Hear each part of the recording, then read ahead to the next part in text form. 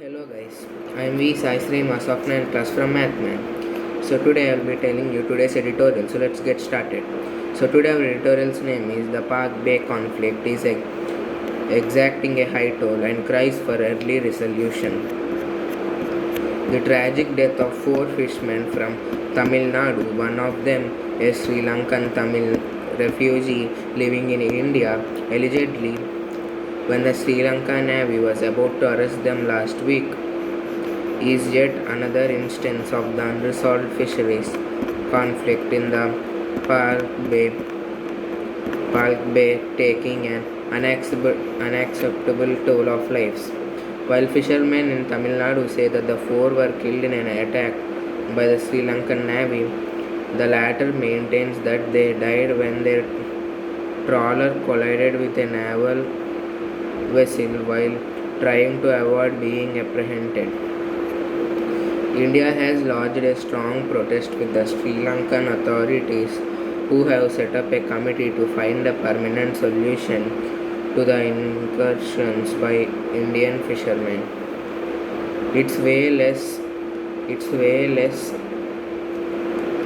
than a month ago that the two countries resumed discussions through their joint working group of fisheries after a 3-year gap. So, four fishermen were killed by the Sri Lankan Navy. So, it's not exactly like they killed, but when they entered the Sri Lankan border, the Sri Lankan Navy had apprehended them with their vessel, but the boat of the fishermen didn't stop and it struck the naval boat and it broke into pieces and they drowned. So it is pretty much clear that there is no fault of Sri Lanka. So out of the four fishermen, three of them were from Tamil Nadu and one of them is a Sri Lankan who is a refugee in Tamil Nadu. So this is not the only time this has happened. So many people died and the death toll has risen due to these reasons. So India has questioned the Sri Lankan authorities regarding this. So the Sri Lankan government has set up a committee so that they will find a permanent solution to avoid the deaths of the fishermen who incursion the Sri Lankan border. So the committee was set up, less than a month ago. So the two countries, India and Sri Lanka, started their discussions since then.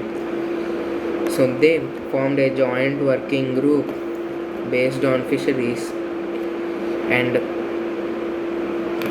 they do it in every 3-year gap. So everyone is assuming that the fishermen were killed in an attack done by the Sri Lankan Navy, but it is wrong. India sought the early release of fishermen arrested in Sri Lankan waters as well as the boats in Sri Lankan custody.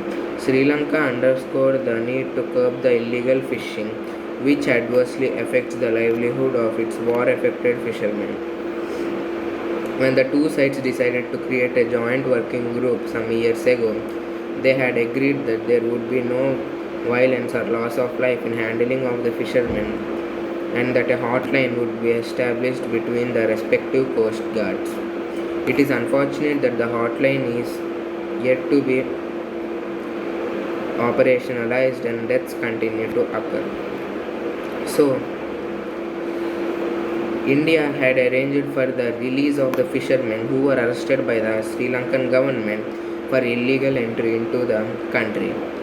So, the Sri Lanka is trying to avoid the illegal fishing. So, it is doing so much hard work to it, but in the process of doing it, many fishermen from India are getting arrested and it is affecting the livelihood of these fishermen and a permanent solution must be found out. So 3 years ago, the India and Sri Lanka had kept a joint committee based on this so that it would find a solution regarding this. Sri Lanka has promised that they will not be they will not show hostile nature and also no violence towards the fishermen who were arrested. But it is unfortunate now that the people are getting killed. So they decided to do a hotline project that might save the lives, but it is still it is still not operational. So deaths still continue to occur. The humanitarian approach that has been expected to the cornerstone of the approach to this conflict has not always been discernible. The plan to wean away Tamil Nadu fishermen from the tendency to exploit the remaining fishery resources of Sri Lankan side by replacing the trawlers with deep sea fishing vessels has not really taken off. So the main problem here is that the fishermen are doing illegal fishing in the Sri Lankan sea where there are limited fishery resources. So the fishermen are having deep sea fishing vessels. So with the help of that, they are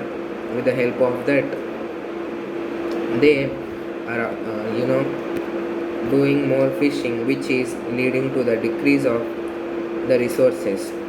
So that is the main problem Sri Lanka has. So the best approach to it is that the fishermen must be allowed at the places where there are good fish resources and they don't need to go to Sri Lanka anymore. Attempts to forge a negotiated settlement through direct talks involving fishermen from both sides have also reached a stalemate.